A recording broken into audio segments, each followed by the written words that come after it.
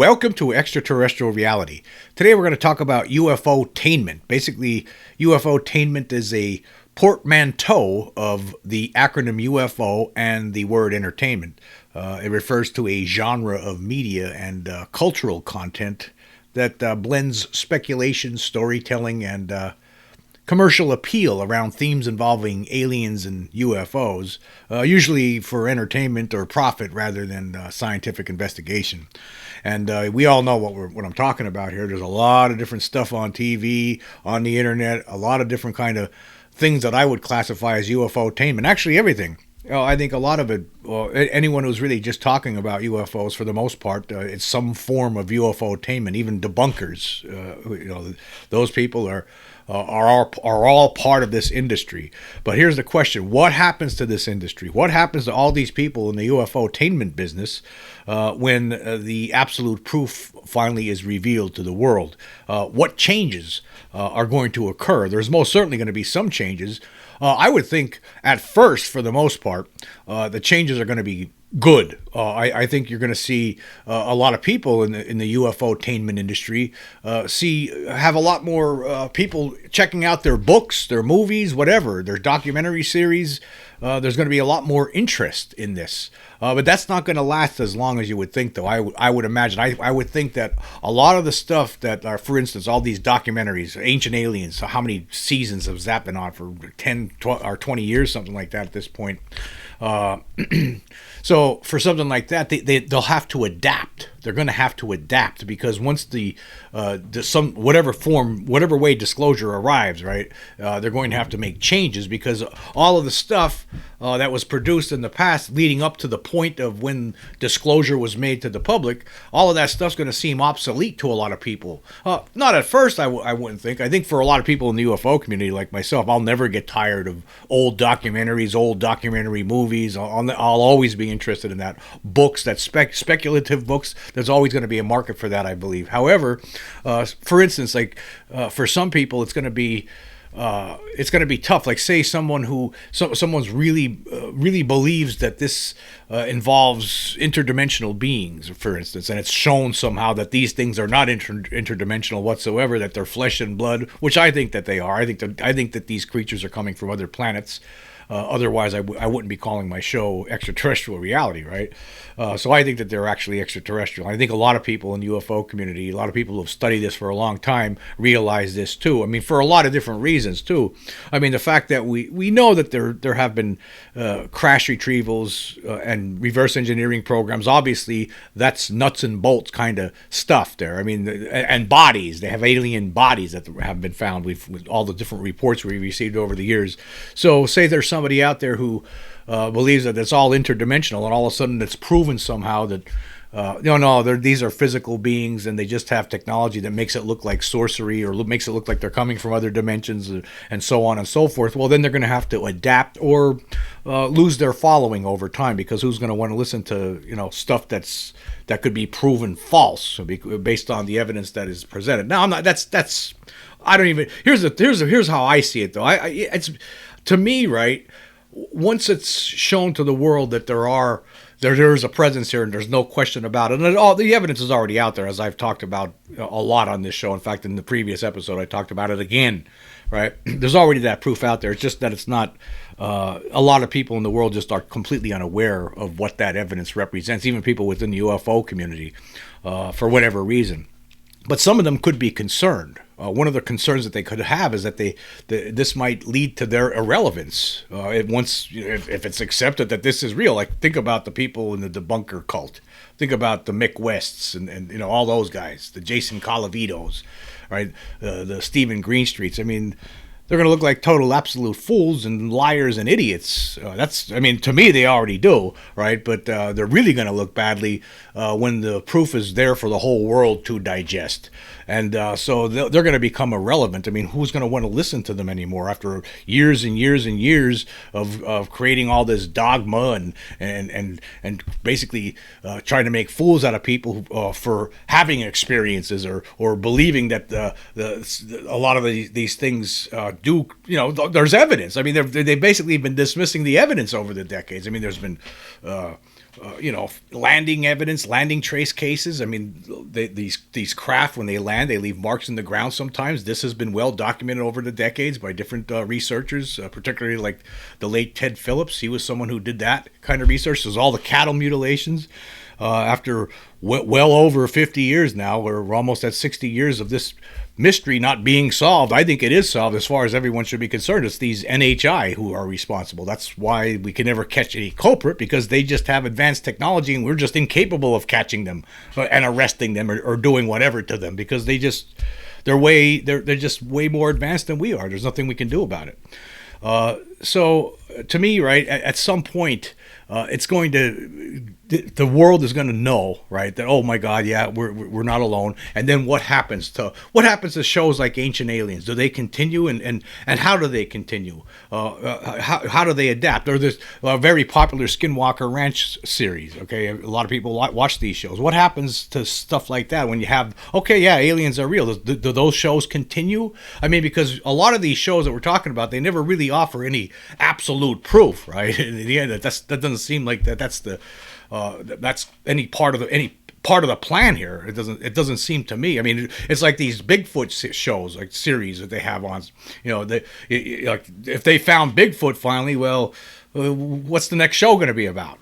You know what I mean? Is the next show going to be a Bigfoot in a cage with a bunch of hillbillies with beards poking it with prods or something? I mean, where does it go from there once they've proved that Bigfoot's real? I don't know.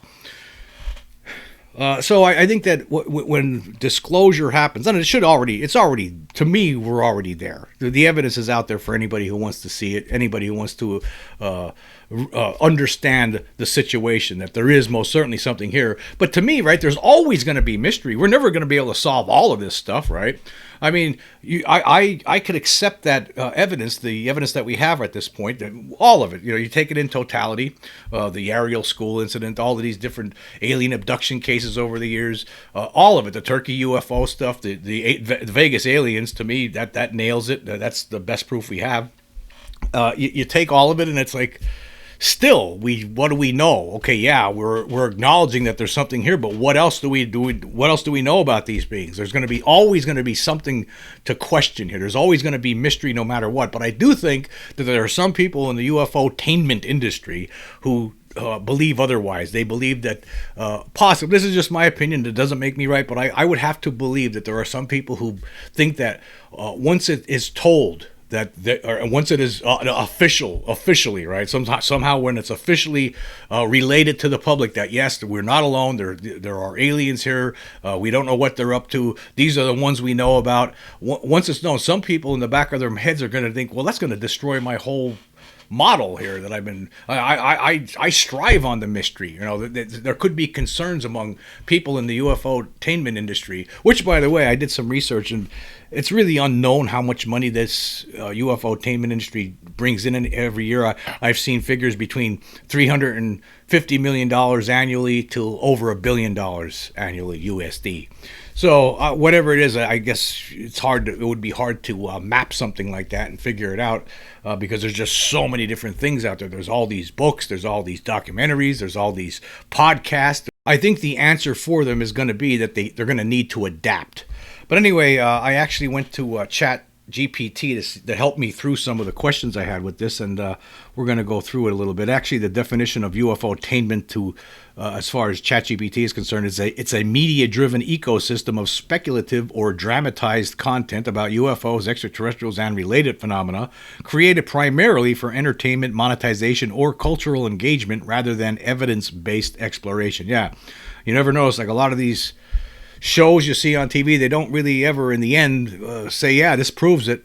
I mean, even that one show, the proof is out there. I think that's a History Channel show. I was very upset with an episode from a year or two ago where they talked about the Turkey UFOs. They conceded that the object seen floating out over the Sea of Marmara on numerous occasions, filmed on numerous occasions between 2007, 2008, and 2009. They conceded that, oh yeah, these are UFOs, but they wouldn't go go as far to say as the creatures we see sitting inside them are alien beings. It's obvious they were alien beings. That's what they were. I mean, what else? There is no other explanation. You look at the images of what those creatures looked like sitting in those craft. They're not people. They're aliens, just like people have described people who have been abducted over the years. So I see they don't want to cross that line, which is, when I think about it, I still think it's funny. It's not funny in a way. The fact that Ancient Aliens apparently isn't going to use any video from the Las Vegas alien incident when it does, if it airs the episode it was planning the episode. It was supposed to be the first episode. It got pushed back to the 10th episode. Now that show's supposed to be starting up in this month sometime, I believe. But apparently that episode's getting pushed into the background, and I believe that's possible that they won't even show it at all. That's what I think. I think it's very possible they won't show it at all because it defeats their purpose. I mean, then it ends the mystery. They don't want to end the mystery. They want people to keep wondering whether aliens are real or not. That's against their. I mean, I know that they put out a lot of speculation. There's a lot of conjecture on that series. They talk about Ancient Aliens a lot, of course. That's what the name of the series is. And they talk about how they think it's possible that aliens helped people in the past build pyramids and things like that. Without any proof whatsoever. It's all pure speculation, and that's all it is. But here with the Vegas case, you're looking at absolute proof. I mean, you put it all together, you put the pieces together, the puzzle is solved. Okay, yeah, there were really aliens in this spot and in this part of the world on this day. I mean, there's no question about it. When you put it all together, and that means they're real. I don't know if programs like Ancient Aliens are ready to cross that line. Just like a lot of other shows, I don't think that they would want. That's not part of the model. They want to continue the mystery, and because there is money involved, and who knows? In their minds, that it's unknown where things go once that part of the mystery is put to bed. I mean, there's no question, right? There's something here. The mystery has been solved. Unlike a lot of other documentaries out there or podcasts, this one here, all right, has been presenting absolute proof. Whether people want to accept that or not, I'm still waiting for someone to refute what we've been talking about here, but it just hasn't happened. It's been over a year. And I think that's part of the reason that this is, I'm not going to focus on what the government thinks about what we've been talking about here, but I'm just trying to focus on what the UFOtainment industry, how they might look at this. I was like, whoa, I don't know. I don't think we want to go there, right? That's how some of them may be thinking.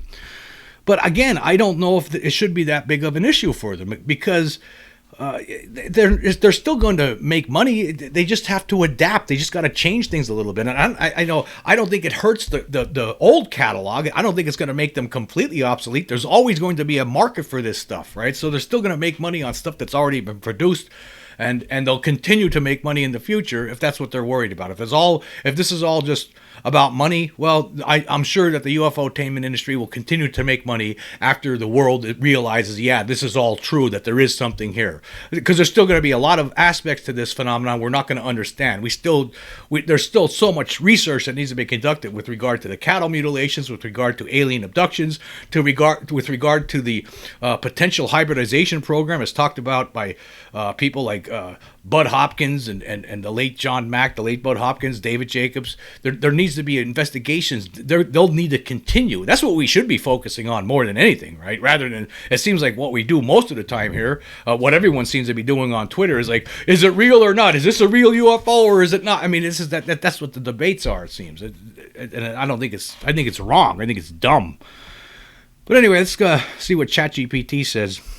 I asked it about how much money, I was wondering how much money the UFOtainment industry brings in, and it gave me that figure.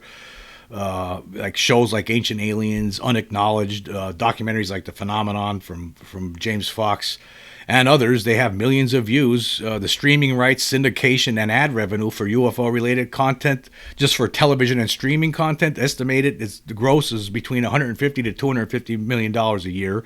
Movies, like big-budget science fiction movies based on the phenomenon, like movies like Arrival or Nope, or TV shows like The X-Files, the estimated gross worldwide for those kind of things, movies, $100 to $300 million. Books, alien and UFO-themed books consistently sell well in nonfiction and science fiction. The estimated gross annually there is 30 to 50 million. And then YouTube and podcasts, like creators like Theories of Everything, Project Unity, and UFO Bros. Large podcasts like the Joe Rogan Experience often feature UFO guests. The estimated gross aggregated as far as YouTube and podcasts is $20 to $60 million a year, according to this. Conventions and live events. We know that there's money being made there for sure. Stephen Greer knows all about that. Events like Contact in the Desert, Alien Con, UFO Mega Conference draw thousands of attendees. The estimated gross for those kinds of things annually is $15 to $25 million a year. Merchandise, apparel, posters, toys, NFTs, yes, some exist. The estimated gross, $10 to $30 million. And then consulting, speakers, and private appearances. Figures like Lou Elizondo, David Grush, Greer, Corbell charge for events, consultations, and exclusive interviews. The estimated gross there is $5 to $15 million a year. Now, I still think that these people who are speakers, that there's a demand for people like this because they have a lot to say about UFOs and people want to hear what they have to say. So they're going to be. Stanton Friedman did that. Like he got paid for a lot of different speaking engagements throughout his life. That was something he enjoyed doing. He found out that this is he got invited to the first one, and after that first one, he really enjoyed doing it. He made some money doing it, and he continued to do that for the rest of his life. He really liked doing it, and he was very. Someone who you would probably a lot of us would love to sit there and listen to Stanton Friedman talk for two hours about UFOs for sure. So what happens to those? I think that again, to me, right? I think people will still the people in the UFOtainment industry will still continue to make money, but there could be some issues for some of them depending on what they're talking about now, and we'll get into that as we go on with this. So anyway, the estimated total gross revenue, according to this, is $350 million to $700 million plus per year, but it's likely over $1 billion when including adjacent categories like conspiracy content, paranormal tourism, and crossover sci-fi properties. I guess it's a number. It's going to be hard to nail down a number like this, and like this. This information here says this is not precise, but it has to be something pretty big, right? It's a significant. It's very popular. UFOs are very popular at this point in history. There's no question about that.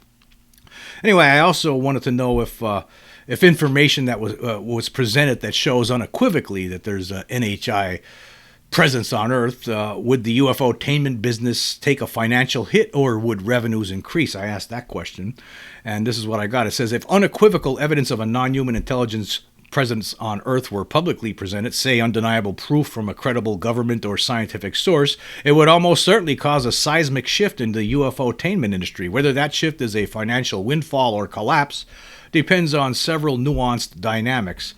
And these are some of the dynamics they talk about. It says why revenues would likely increase. Number one, there would be massive global attention. Every news network, streaming service, and content creator would pivot hard into alien disclosure coverage. Public curiosity would skyrocket, making anything alien-related extremely marketable. Number two, demand for context and interpretation. People would rush to UFO authors, speakers, podcasters, and YouTubers to explain, what does this mean? Who predicted this? How long has this been going on? Three, there'd be a boom in content creation. There would be a surge in documentaries, miniseries, conspiratorial retrospectives, legacy content like Ancient Aliens. They would see renewed popularity. Number four, merchandising and tourism explosion. Sites like Roswell, Skinwalker Ranch, or alleged UFO crash sites would become even more popular. Aliens would become mainstream pop culture mascots overnight. Number five, expert personal brands would skyrocket. People like Grush, Elizondo, Corbell, and others would become highly sought after for interviews, commentary, and exclusive content. So, this could be a good boon for a lot of people in the UFOtainment industry. Once the world is aware that there is absolutely no doubt, when a majority of the world is aware that there's absolutely no question that there's some sort of intelligent presence here among us that's not human. For sure. So, But there could be some long-term issues with this, according to this information. It says, but could it hurt long-term risks for UFOtainment? Why it could eventually hurt the business. Number one, loss of mystery equals loss of mythos. Much of UFOtainment thrives on speculation, secrecy, and ambiguity. If everything becomes official and scientific, some of the awe and conspiracy mystique evaporates.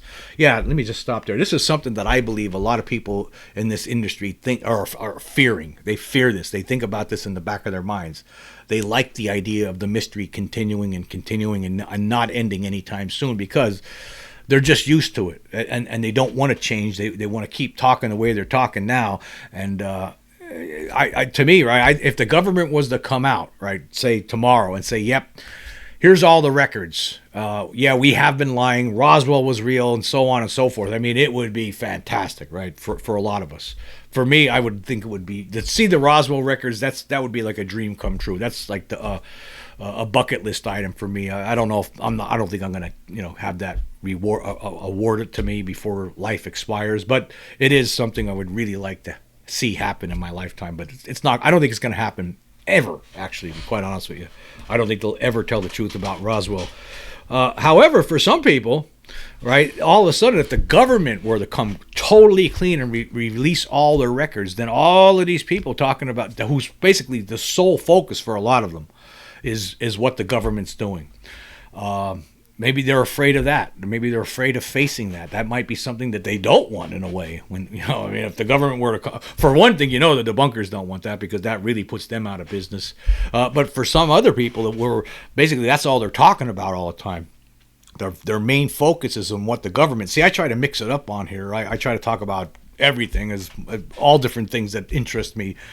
At that moment in time, that's what I'm doing here. But some people are just solely seem focused on what the government's doing, and so if the government were ever to disclose everything, then everything they've been doing, all of a sudden they can't do it anymore, because the government just told the truth, and here you have all the documentation that proves it, and what are you going to say now? I think there would still be a lot to say, but maybe to some people, they don't want to change. That could be something that's in the back of some people's minds who are in the UFOtainment industry. Okay, number 2 here says institutional capture of the narrative. Government, corporations, and academia might monopolize alien-related discourse. This could marginalize independent creators or make their content less relevant. So, yeah, that's another thing. Some of these the corporations that are basically the billionaires in control of everything in this country, for instance, they might, you know what, we're gonna really go gung ho on this UFO stuff more so than ever, right? And just basically destroy all the independent content creators, like my channel, for instance. They might just, it would just be pushed off into irrelevance, while these other bigger, more moneyed corporations pump out really, really good stuff, really good, well-produced shows and documentaries and whatever, books, magazines, whatever. And other people who just get left by the wayside. The way Walmart, knocks out small businesses every time they move into a new community, right? Number 3 here, shift from fringe to mainstream. UFOtainment could be absorbed into mainstream science, policy, or religion, making it less profitable as a niche industry. Think of the difference between ghost hunters versus climate scientists. The former is infotainment, the latter is institutional. Yeah. Number 4, credibility collapse for some voices. If the official revelation contradicts long-held UFOtainment narratives, e.g., Greys abduct people for hybrid programs, some figures may lose credibility or relevance. That could fracture the fan base or create backlash. So this is what their net prediction is here. In the first 12 months time frame after the world is made aware that there is undoubtedly an NHI presence on this planet, there would be a huge impact, a huge spike in revenue for people in the UFOtainment industry. The nature of that impact would be a surge in attention, subscriptions, merchandise, and viewership. In the 1 to 3 year time frame, it would be volatile. The impact on revenue would be volatile and segmented. Some brands rise, others fall, and new players emerge. And in 3 to 10 years, it could be a bifurcation, either decline due to institutionalization or evolve into exopolitical infotainment industry. Anyway, the insight here is that those UFOtainment players who can adapt, pivot from speculation to trusted commentary, historical synthesis, or cultural framing will thrive. Those clinging to debunked narratives or resisting institutional discourse may see diminished relevance. And then finally, I asked it this question. I said, what would happen to the many speculative UFO documentaries and books that were produced before the absolute proof of NHI was presented? Would there still be a market for that sort of media, or would it become obsolete? Now, personally, I believe there's always going to be a market for all the stuff that was already produced beforehand, and I think there'll be even more stuff produced. I think more and more people would most certainly become interested in this, and it would be the best era for this, to study this phenomenon once that disclosure occurs, because there's going to be so many more people talking about this. You're going to have insight from so many more scientists than you do now, right? We have a handful here and there to talk about it, right? But could you imagine listening to really intelligent scientists talking about this like all the time? You would have, I am sure you would actually have some programs, documentaries where it's just nothing but scientists, many scientists talking about this on a weekly basis all the time. I mean, there would be so much content once disclosure happens, because people are going to be fascinated. More people that don't even think about this subject right now, all of a sudden are going to become very fascinated, and they're going to want to know more, and they're going to want to hear from the experts about what it all means, for sure. But anyway, let's see. The answer to that question is, would there still be a market, or the question was, would there still be a market for that sort of media? I believe there would be, but this is what ChatGPT says. It says, great question. That strikes at the heart of how narratives, belief systems, and media ecosystems evolve when seismic new truths emerge. If absolute proof of non-human intelligence were publicly confirmed, the back catalog of speculative UFO media, books, films, and documentaries would go through a major reframing, not outright obsolescence. Number one, speculative UFO media would be recontextualized, not discarded. Yeah, I totally agree with that. Most existing UFO books and documentaries wouldn't be rendered useless. Instead, they'd be treated like historical artifacts, cultural expressions of pre-disclosure thought, or even unintentionally prophetic documents. Yeah, to me, right, there's no question in my mind, right, I think the world finding out about this, for the most part, is going to be a boon to the UFOtainment industry. I just see all the stuff that they already have in the kitty is going to even be more valuable. That's how I see it. And I think some people in UFOtainment industry need to start waking up and start thinking about, hey, you know what? There is evidence out there. There is proof that shows that we're not alone. Let's stop playing this mystery game and fooling people, right? And there's other things. There's other kinds of documentaries and different kind of series we can produce, rather than these shows that end on a cliffhanger every week, and then when you return for the next episode, you end on a cliffhanger again. It's never really solved. Nothing's ever really solved. It would be nice to see something where it is solved for once, right? And like in the case of the Vegas case, right? We know that there was something there. There's no doubt, right? And that's the kind of approach that some of these series should take later on, because there's cases, for instance, like we still argue over whether Betty and Barney Hill really encountered aliens. There's no question that they did. There's absolutely no question that they did. There's no way that they made that story up. There was a lot of evidence associated with that case. There's no doubt about it. But yet some people say, no, it was they mistook a flying saucer, or excuse me, they mistook a lighthouse in the distance for a flying saucer. They were just stupid and confused. Stuff. I've heard all kinds of excuses, right, from debunkers about that. All of a sudden, right, the second you say that you accept one case, all it takes is that one case, and that Vegas case is the one. You accept that one case, you get the world to see that, you get the world to absorb that evidence. They're going to walk away knowing that this is real, and then everyone looks at every other case then in a different light, because it just makes all the other cases so much more credible. It makes like the abduction of Travis Walton in 1975 so much more believable now, right? For some people that have trouble believing, I don't. There was 6 other witnesses there that saw the flying saucer before he disappeared. I believe that story, and I believe Travis Walton has been telling the truth about that. But for other people who don't really think about that or just don't believe it, all of a sudden maybe it was true after all. Or the Pascagoula case from 1973. There's no question in my mind that that happened. Those guys couldn't have made that up. I mean, they both went to the grave saying that this is most certainly something that really happened, and it affected them. It affected them deeply. There's no question. And then, so people who have trouble believing in that, all of a sudden you present them with real stuff, the real evidence that shows, yes, aliens are really here. Then they look back at these other cases and they think to themselves, you know what? I think I was wrong about the Pascagoula case. There must have been something happening. Those guys couldn't have made it up. And besides, this does happen sometimes because we have proof of it now. That's things will change, but I still think it will change for the better for people who love talking about UFOs. People would probably be more popular than they ever were. That's how I see. Where I see this going. Anyway, number 2 here says demand would likely increase in the short term. When disclosure hits, people will want to go back and see what was being said all along. See, exactly. They will. This will generate a resurgence in interest in older documentaries like Unacknowledged, The Phenomenon, Mirage Men. The Phenomenon, by the way, I still maintain that is the best, most entertaining documentary on the phenomenon, no pun intended, to date. Books by Whitley Strieber, Linda Moulton Howe, Jacques Vallée, John Mack, etc. Of course, more people are going to be picking up these books. It's going to be a boon. It's going to be a boon for the UFO.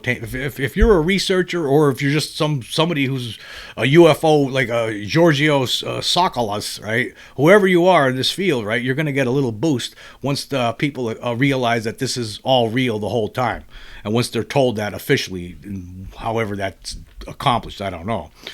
Number 3, some content will be discarded or faded out. Of course, some things will be.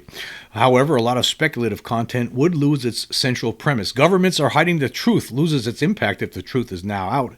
Claims that contradict official NHI findings, like secret Mars bases or reptilian overlords, may get debunked or ignored. Clickbait or exploitive UFOtainment, like fake sightings, CGI hoaxes, endless ancient secrets revealed types, might decline as audience demand accuracy and coherence. Yes, it would actually be a good thing. It would be a good thing for this phenomenon. And then number 4 here, academic and curatorial interest will explode. Oh, yes, for sure. Universities, historians, and sociologists will start archiving and analyzing UFO media as part of the pre-disclosure cultural record. This could lead to courses on UFO culture before confirmation, museum exhibits, restoration and curation of vintage documentaries and books. Speaking of restoration of vintage documentaries, I wish somebody would restore the 1979 documentary film UFOs Are Real back to its original luster. I really like to see that movie restored. It's a great documentary, one of the best I think from the 1970s. And probably the best. I think actually one of the best of, it's definitely in the top 5 in my mind. It was a great documentary. The only issue I had with it was the Billy Meyer stuff toward the end, but for the rest of it, that was a bold documentary at that moment in time, I got to say. That documentary there was the first one to talk about the Roswell incident, actually. Number 5, authors and filmmakers will need to rebrand or adapt. Some will double down on, we were right all along. They only told part of the truth. Here's what's really going on. Others will pivot to historical analysis, philosophy of contact, exopolitics, human NHI relations, psychology, or ethics. Those who can make sense of the transition will thrive. And I also asked, there was one other question I put out there. I wanted to know, is there a reason why the UFOtainment industry would rather not see disclosure of the truth that NHI is in fact present on Earth? And it says here that there are strategic and economic reasons why some segments might actually prefer ambiguity over definitive disclosure, especially if that disclosure comes from official or scientific sources. Mystery drives revenue. That's number 1. At its core, UFOtainment thrives on unresolved questions, intrigue, and the feeling that you're not being told the whole story. Once the mystery is solved, or worse, institutionalized, those dynamics lose their emotional edge. Here's the problem, though.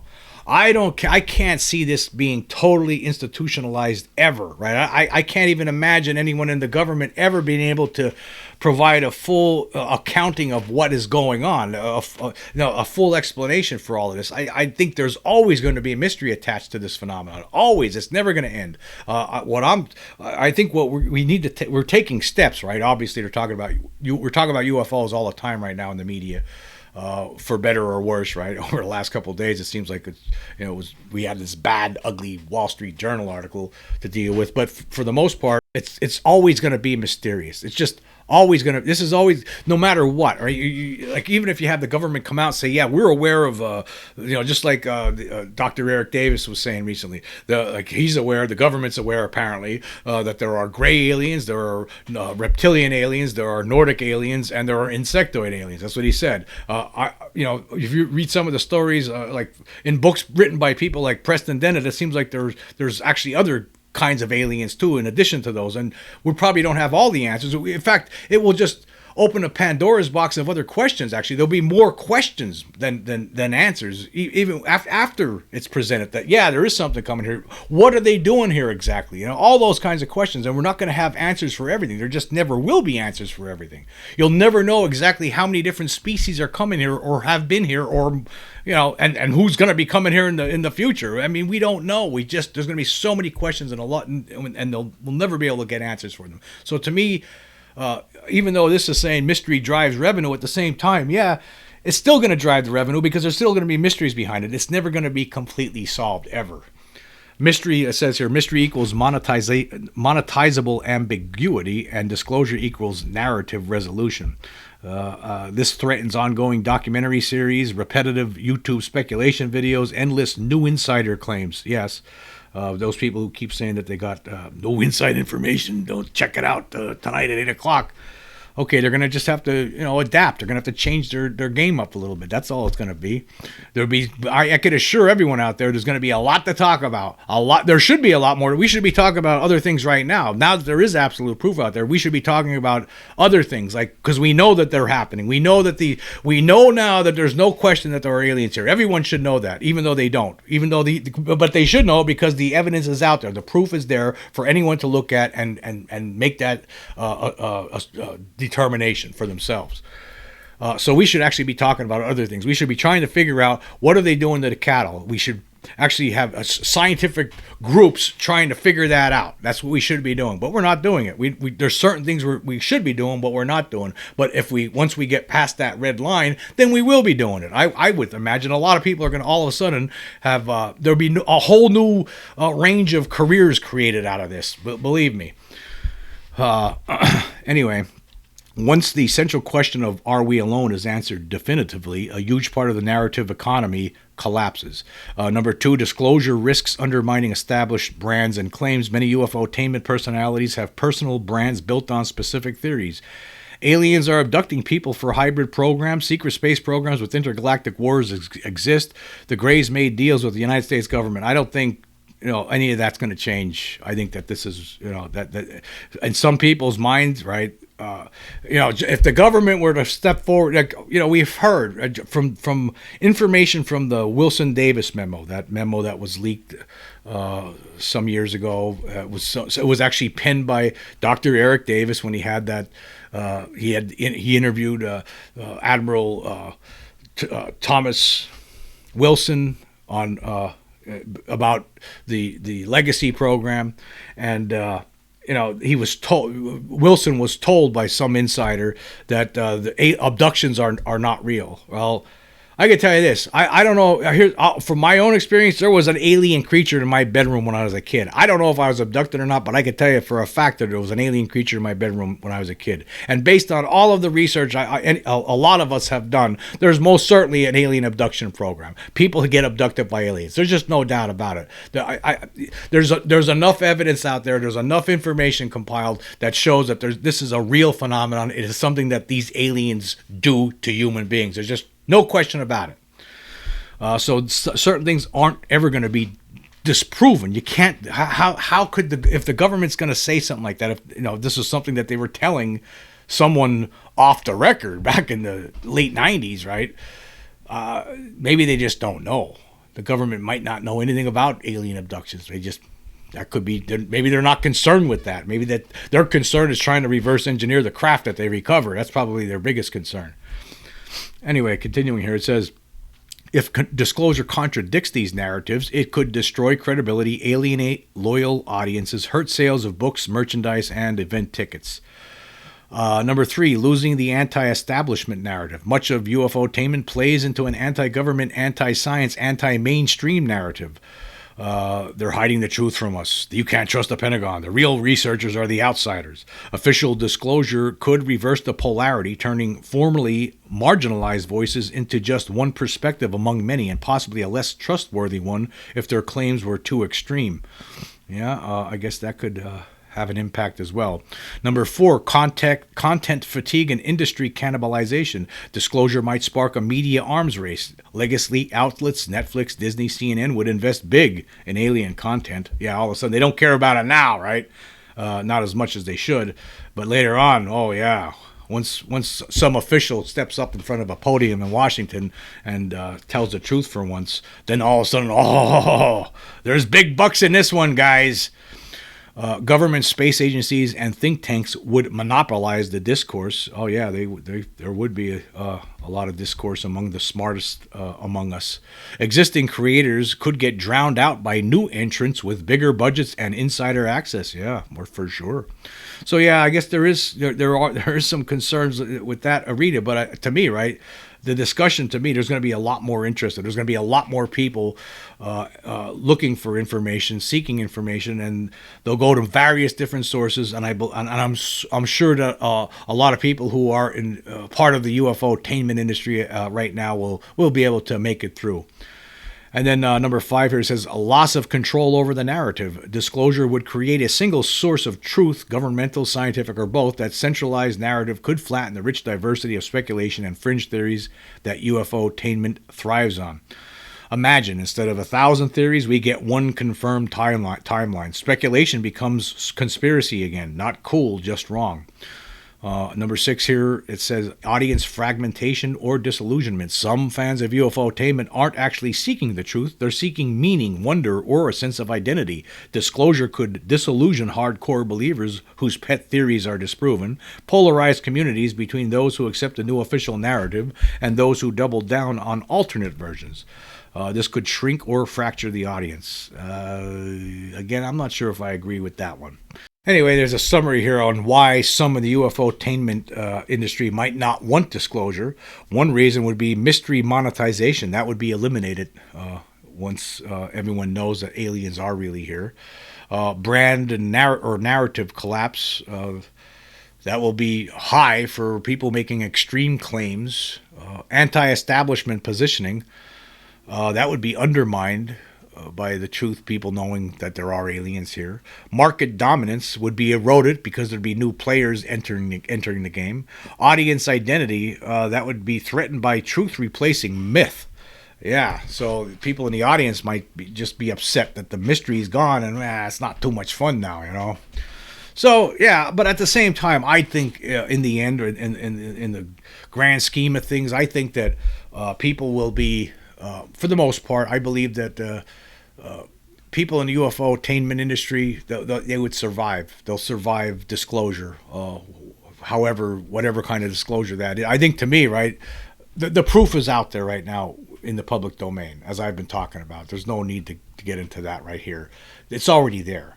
That's why I think some people might be afraid of it, because they don't know how it's going to affect them, what they're doing right now. It takes the mystery out of it. It changes a lot of different things. A lot of different other people are going to be if that evidence, if any, or any other evidence for that matter, is presented to the public, and it's good and people accept it, it's going to change a lot of different things, and most certainly there'll definitely be an impact on the UFOtainment industry. But I think the people that are there right now, I think some of them probably are afraid of the change that would come with disclosure, right? But at the same time, they shouldn't be, because there's going to be so much more to talk about. It's going to be so much more exciting once that disclosure is made, because there's so much to talk about when it comes to that. comes to this whole thing. There's still going to be a lot of mystery to talk about. The mysteries, there's always going to be mysterious aspects to this phenomenon, no matter what. I guarantee that will always be part of it, no matter what happens. Anyway, I want to get caught up here on some of the recent Spotify polls. Let's see here. We'll start with, for the episode Apparent Flying Saucer and Other Anomalies Discovered in Boogosphere Videos, I asked this question: where do you stand now on the Boogosphere videos? Human-made devices or NHI activity? 46 votes so far. 3 people, or 6.5%, say they're human-made devices. 20 people, or 43.5%, say they're not sure yet. And another 23 people, or 50%, say NHI. I'm going with the not sure yet crowd. That's where I'm going to be with that one for now, because I'm not sure yet. I don't know. There's just not enough there yet for me to say one way or the other. I need more. Okay, for the episode NHI Among Us, possibly biggest reason governments fear disclosure / Mexican alien video, I asked this question: are NHI creatures that look like human beings truly living among us? 39 votes so far. 8 people, or 20.5%, say no. 31 people, the majority, or 79.5%, say yes. Yes, I think that they are. I think that David Jacobs is correct. I think that there are half human, half alien creatures that are living among us that look just like us, and I don't know what they're up to, but I believe that they are here, based on the reporting of David M. Jacobs. Yes, for sure. Unfortunately. And I've heard other stories too from other people. In fact, I talked about a story a couple years ago, or a year or so ago, where somebody I know encountered a chameleon, somebody that they were able to change their appearance somehow. And this is from somebody who's very skeptical of this whole phenomenon. But that's what happened. Let's see. For the episode, alien implants could connect human brains to the NHI hive mind, says former NASA engineer. I asked this question: if you discovered you had an alien implant, what would you do? 26 votes so far, with 20 days left. 7 people, or 26.9%, say other. I'd like to know what other is. It should be explained. You should, at least a couple of you could have explained it, because in the comment section, what's other? Anyway, 9 people, or 34.6%, say leave it there, and a majority, 10 or 38.5%, say have it removed. Yeah, what would I do if I found out I had an alien implant? I think I'd have it removed, and I'd like to look at that thing, and I'd try to find some scientist to tell me what it is, somebody I trusted. That's what I would try to do, and then show the world. That's what I would do. Basically similarly to how Jeremy Corbell and Dr. Roger Lear were, during that Patient 17 documentary, removing alien implants from people, and they had the one examined, and the one guy said it's unearthly. So that was weird. Okay, for the episode, Kirkpatrick drops steaming loaf of BS about UFOs and the Wall Street Journal molds it into words. I asked this question: was the Wall Street Journal article a disinformation tactic instigated by the Pentagon? 16 votes so far, with 25 days left. 0 people say no, while 16 people, or 100%, say yes. I gotta tell you, this is a smart crowd here voting, because that's 100% guaranteed. That was most certainly instigated by the Pentagon, and it was most certainly a disinformation tactic, and that's what it was. There's no question about it. I don't know what the end game was. I don't know what they want to accomplish with this. All it did was insult the intelligence of all of us who know that they're lying, and then I guess that's the problem here, isn't it? The problem is that unfortunately there's going to be people who don't know that they're lying, and that's unfortunate, very unfortunate. But, okay, and now for the most recent episode, absolute proof of alien presence on Earth, perfect antidote to government UFO lies, I asked this question: is the government aware that the Las Vegas alien incident evidence is impossible to dispute? 15 votes so far, with 27 days left. 6 people, or 40%, say no, while 9 people, or 60%, say yes. I agree, of course, with the majority here. I think that they are most certainly aware of what happened in Las Vegas, and they know that it's impossible to dispute, and they know that there were aliens in that backyard. They know for a fact. In fact, I know that they know, even beyond the letters that I sent them, I know that they are investigating there. There was most certainly federal officials who had an interest in that case. There is no doubt about it. Absolutely no doubt. They know about it. They know what it means. They know that there were really aliens there, and they just don't want to talk about it. They want to keep it secret because they know if people find out about this, if people dig deep into it, right, they're going to know, they're going to know that the government's lying, and they don't want people to know that they're lying. So they know. They definitely know. Anyway, I want to say this. I want to say thank you all for joining me today. Until next time.